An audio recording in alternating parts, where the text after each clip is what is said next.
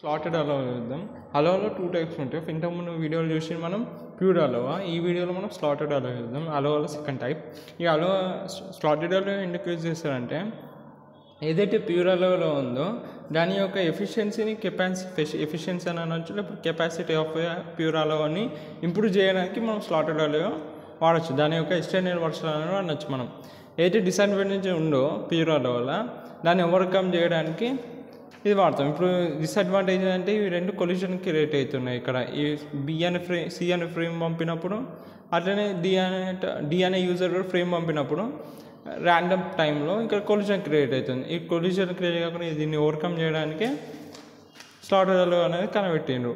ఇది ఏం చేస్తారంటే స్లాటెడ్ అలో పేరులోనే ఉంది. స్లాటెడ్ అంటే ఏదో టైం ఉందో ఒక టైం ఇంటర్వెల్స్లో, ఈక్వల్ టైం ఇంటర్వెల్స్లో డివైడ్ చేస్తుంది అన్నమాట. ఆ టైం ఇంటర్వెల్స్ని స్లాట్స్ ఉంటుంది. First slot, second slot, third స్లాట్లోకి డివైడ్ చేస్తారు ఆ టైంని. సో ఆ స్లాట్స్లో ఈ ఏవైతే యూజర్స్ ఉంటారో ఇవందరూ యూజర్స్ అన్నమాట. సేమ్ ఇంతకుముందు వీడియోలకని వీళ్ళందరూ ఒక షేర్డ్ మీడియంలో ఉంటారు. ఇప్పుడు వీళ్ళు ఒకటే టైంలో ప్యూర్ అలోలో ఏమవుతుందంటే యూజర్స్ అనేటోళ్ళు ఎప్పుడు డేటా అవైలబుల్ ఉంటే అప్పుడు పంపించేయచ్చు. కానీ ఇక్కడ వచ్చేసరికి స్లాటెడ్ అలోలో ఏమవుతుందంటే వాళ్ళు ఎప్పుడైతే డేటా అవైలబుల్ ఉండగానే ప్యూర్ అలోలో పంపించేస్తారు ఫ్రేమ్ని. ఇక్కడ ఏం చేస్తారంటే when data is available cannot send the data user wait end of the current slot or beginning of the next slot can only user send the data frame. ఇక్కడ ఏమవుతుంది, data ఉంటే పంపించేస్తారు. ఓకేనా, ఇప్పుడు అర్థమైన ప్యూర్ అలో. కానీ స్లాటెడ్ అలోలో ఏమవుతుంది అంటే డేటా అవైలబుల్గా ఉంది కానీ పంపించాడు. ఎప్పటివరకు వెయిట్ చేస్తారు.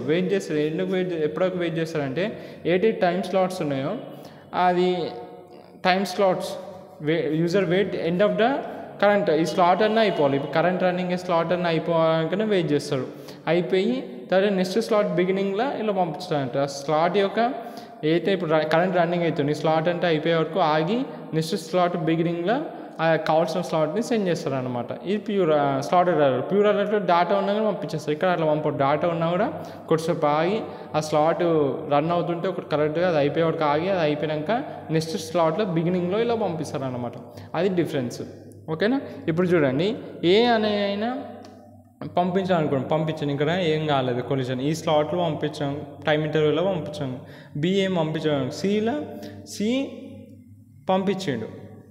ఓకే, అలానే డిఏ పంపాలి, సిఈ పంపిండు. ఈ కూడా సైమల్టేనియస్గా ఫ్రేమ్ పంపిండు. సో ఈ రెండు సైమల్టేనియస్గా ఎగ్జిక్యూట్ అయ్యేటప్పుడు ట్రాన్స్మిట్ అయ్యేటప్పుడు ఏమైపోయింది, ఇక్కడ ఏమైంది, కొలిషన్ క్రియేట్ అయింది.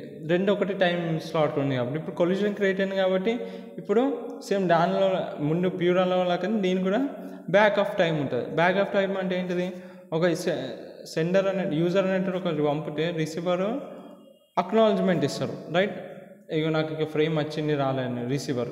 ఒకవేళ అక్నాలజ్మెంట్ ఇవ్వకపోతే అక్నాలజ్మెంట్ రిసీవ్ కాకపోతే ఒక టైం ఉంటుంది, random time 30 seconds 40 seconds milli seconds కనుక్కొని తర్వాత ఆ ఏది ఫ్రేమ్ ఉందో ఆ ఫ్రేమ్ని మళ్ళీ రీట్రాన్స్మిట్ చేస్తారు అనమాట.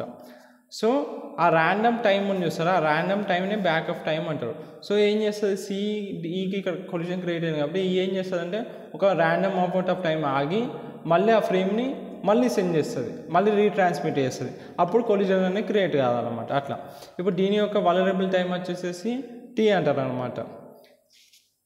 ఈ టీ ఇంటర్వెల్లో ఇప్పుడు ఇక్కడ ఒక్కటి ఉంటే ఒక టైం ఇంటర్వెల్ ఉంటే సరిపోతుంది, ఏం కొలిషన్ క్రియేట్ కాకుండా ఎగ్జిక్యూట్ అయిపోతుంది. అందుకే వలరబుల్ టీ అయింది.